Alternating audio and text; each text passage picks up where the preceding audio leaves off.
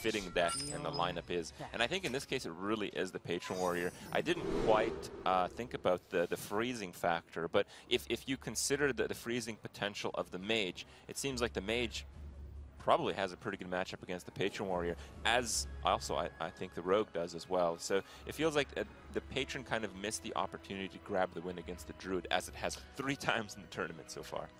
Water Elemental is just a thorn in the side of weapon classes, not even just for the freezing effect, but that 6 toughness is just really difficult to remove. It's actually, I think, probably one of the best cards in the Mage suite, because obviously it's a basic card, but for both the Rogue and the Patron to deal with, I mean, you may see a Rogue forced to use something like Sap on it, which always feels bad to use on a Water Elemental.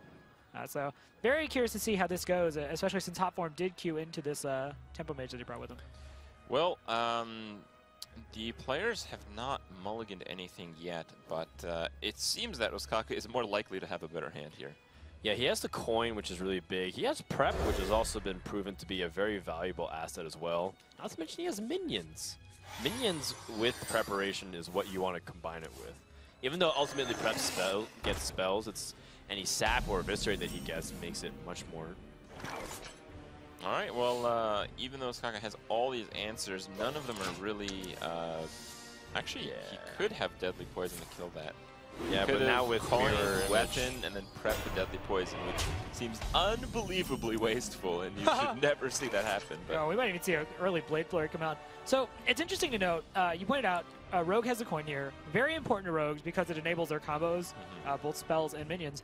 SI7 Agent is usually so good at taking control of the board early on. It comes out, it does 2 damage. Mana Worm is just one of those actual minions you don't tend to see against the Rogue that much. That actually does a good job of dealing with the SI7 Agent because it just can't be outright killed. Yeah. And with the walls up there, the O2 walls, can't even just finish it off with the dagger just yet. Often you never want to draw cards on turn 3. You want to draw cards in a stage where you just have nothing else to really do, or you need a specific answer. But here, Ostkaka really was just planning the Deadly Poison Blade Flurry, and he could have done it last turn. Yeah. But I think he was just looking for 1 extra card to make it work. Well, he picked up a better answer now with Prep Fan and SI. If he couldn't check this Mana Worm for 1 more turn, I would say that this game would have turned out to be a disaster, because he would take too much damage. And the problem is that it eventually curves out that Hotform would land on Boom. And Boom is the Rogue Assassin. Like, that card is so hard for Rogue to deal with. Sap it. Yeah, just keep sapping it. I've tried that before. It does not work out. No. Those Boom bots are still real annoying. Sometimes it does, but it's like very rarely. Yeah, it kind of leads into that situation that gets a Reddit post where they're the true form of Dr. Boom with 3 Boom bots on either side. That's usually a Rogue game. Oh, speaking of things that could end up on Reddit. This is awesome. Big Van Cleef? Yeah. You like Big Van Cleef? I love Big Van Cleef.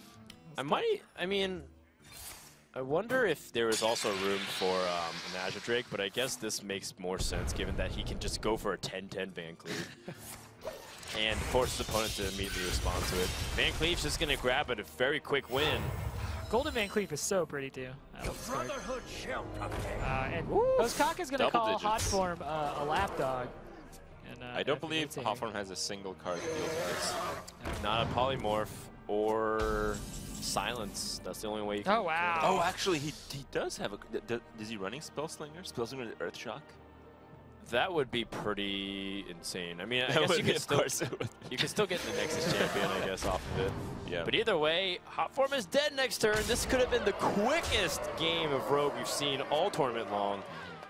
I mean, I'm sure players who played in the Vanilla Warcraft can agree with me. Edwin Van Cleef back in the day was a pretty tough opponent, so... Wow, this is insane! I don't believe he has controls, though. Yeah, he just oils. Oh, he just oils, that's right. That's right. That's it. Game 3 in the books. Rogue continues its win rate, and you know what? It dodged the other Rogue, so like, what if Hotform's Rogue wins, and then all of a sudden Rogue has one of the strongest win percentages in the tournament? Well, turn 6 kill, pretty good. I believe Rogue has won 3 games and lost 1.